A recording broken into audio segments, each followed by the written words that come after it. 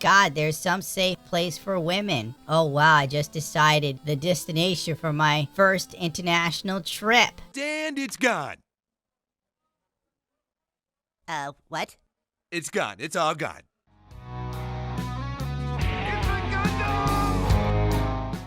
You might have heard about the Super She Island, a name as stupid as the concept. Founded in 2018 by Christina Roth, there was a lot of press for it in the beginning, but ultimately people didn't really care that much.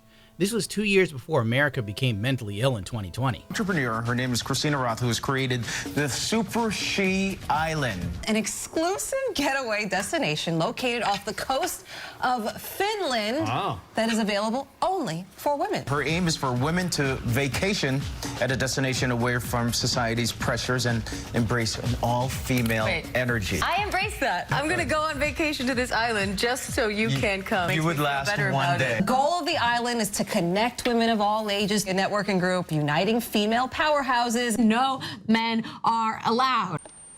Super She resonates with women passionate about Me Too and Time's Up movements. The movements that resulted in men no longer wanting to deal with women in any capacity, especially the workplace. No, never mind. Your time's up. 60% of male managers now say they're uncomfortable participating in work activities with women. I wonder why.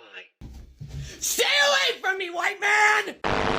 The Me Too and Time's Up movement have brought huge attention to the challenges women face at work, but a new survey finds 60% of male managers say they're uncomfortable participating in regular work activities with women, including mentoring, working one-on-one, or socializing, according to the survey released by Lean.org, blah blah blah blah blah. That's up by 33% from last year. You might remember Henry Cavill said he wasn't interested in even dating women, and Twitter went insane and started hating him for a good few months. $5,000 to $6,000 a week, Super She Island has been called elitist and exclusionary. I would say so. It's only the cost of a mortgage for a $1.5 to $2.1 million home that you pay once a week. Back in 2018, this was an overpriced luxury resort that looked like an Airbnb for women in high-paying tech jobs with more money than sense. And that was clear as day just looking at how it is set up. It is crazy. We say to give a woman power is like to give a gun to a monkey. This woman bought her own island paradise. No men allowed. Those stupid men, I can't stand them. The superhero Wonder Woman hailed from Themyscira, a mythical island nation where women reign supreme. A Wonder Woman entrepreneur named Christina Roth is making the concept a reality. And it only cost $6,000 a week. Called Super She, the island is off the coast of Finland and is not a place for man-haters. Despite what some critics have said, instead it's a sanctuary that's currently open to just 8 guests at a time, a place where badass women from around the world can connect with each other. It's only been operating since June 23rd, but already there's more than 8,500 women having applied to come to the island, which has been featured everywhere from CNN to Vogue. Roth is no stranger to success. In a previous life, she founded a $45 million consulting business that for several years ranked on the Forbes list of fastest growing women-owned businesses, but in 2016 she decided to leave her post as CEO, sell the company, blah blah blah, seeking something even more fulfilling. In videos, Roth has said that she was a computer scientist. Computer scientist, and I worked only with men. Ergo, how many times did I need to listen to, "Hey Blondie, what are you doing here?" The article says she sold a consulting company. The revenue numbers fluctuate between $25 to $65 million that she supposedly made. When I looked it up, I couldn't figure out just what this company did. And I think many people can't. What do consultants do? I couldn't find a definitive answer. The most telling comments came from disgruntled workers usually. Hell, even 5-star reviews for this company from people that worked for it questioned the leadership. Ultimately, It don't matter. None of this matters. once I saw that this woman ran a consulting company, it made total sense as to why it was $6,000 a week for basically Airbnb. Almost all consulting companies are a total scam. That's what the gaming industry has taught many of us in the last 60 years. It's always run by some woman who thinks she's changing the world for the better, one consultation gig at a time, while lining her own pockets on the way. Well, The island was sold in 2023. No one really cared at the time, but I found this post quite humorous. A whole island where men aren't allowed. Super Chic Island in Finland is a women-only retreat founded in 2018, sold for over $1 million in 2023, and still enforcing a strict no-man policy. The only time a man steps foot there is to fix something, then he's gone. Well, I'm sure because a dude bought it and he doesn't let anybody else on the island. So I guess technically it's not a lie. Super Chic Island, the private women-only retreat in Finland, is closed as a resort. It was sold to a male buyer in 2023 and is no longer operating as a woman-focused wellness retreat, according to Wikipedia. Sad. Very sad. Sad. All of a sudden, in the last 2 weeks or so, the Super Chic Island began to be reported on again.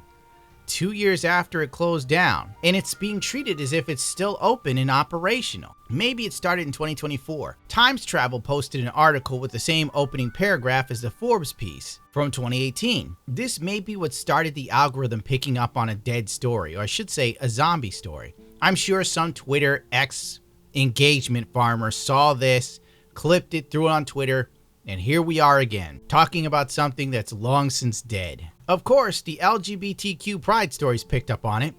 It was a thought-provoking essay on gender, identity, and culture through the feminist lens. Funny how it only exists in first world countries, that feminist lens. Stop him! All men are banned. She bought an entire island for women only. Super Chic Island is a rejection of the patriarchy. Roth sold her tech company for $65 million. You mean a consulting company? But instead of buying a yacht or fancy cars like most rich people do, she had a different idea. She was tired of watching women change their behavior whenever guys were around. She thought, why can't women just have one place where they don't have to deal with men at all? I don't recall seeing an interview where she said that, but when you are a stark, raving lunatic feminist, you tend to come up with your own narrative. So Christina did what every woman dreams of at least once in her life. She walked away from a male-dominated world and built her own, on her terms. And only had men there to help make it a reality. Then they must leave. What made it go viral was simple. Men weren't allowed. Not as guests, not as staff. Not in any way. This was a woman-only island. Not just in name, but in action too. Christina didn't sugarcoat it.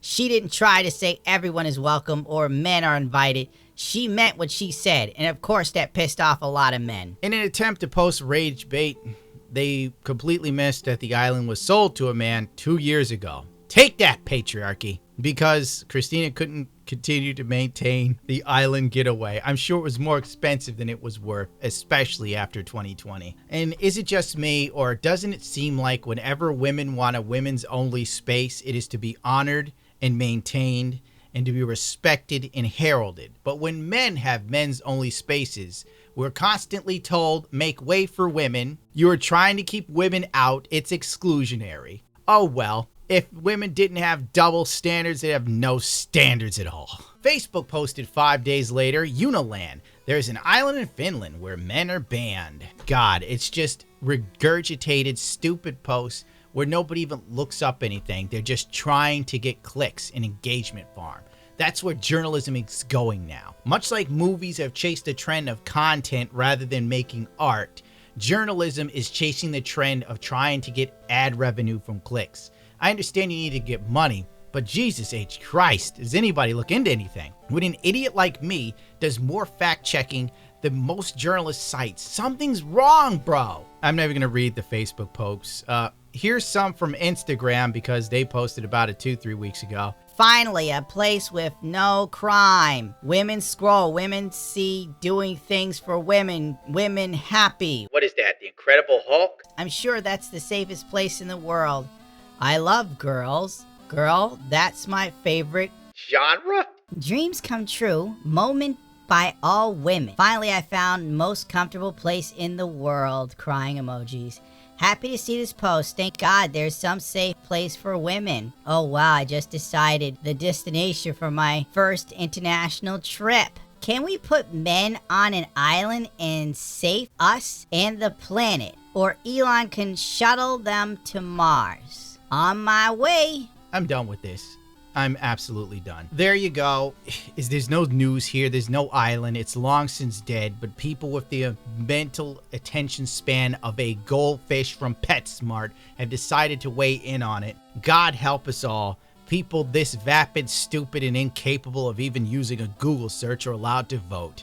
I'm here to tell you it's not going to get better. In fact, it's going to get worse. With the implementation of AI, pretty soon you won't know what's true or a lie. And frankly, when the people are this dumb before the AI is that intelligent, should scare the living hell out of you. James Cameron's Terminator was so far off the mark it wasn't funny. Skynet doesn't need to take us out. We're stupid enough to jump off the mountain like lemmings ourselves. Well, the AI does like the truffle shuffle in the background. And the AI is like some cute anime waifu while it does it, to really drive home how screwed we are. Subscriber die! Obey my dog!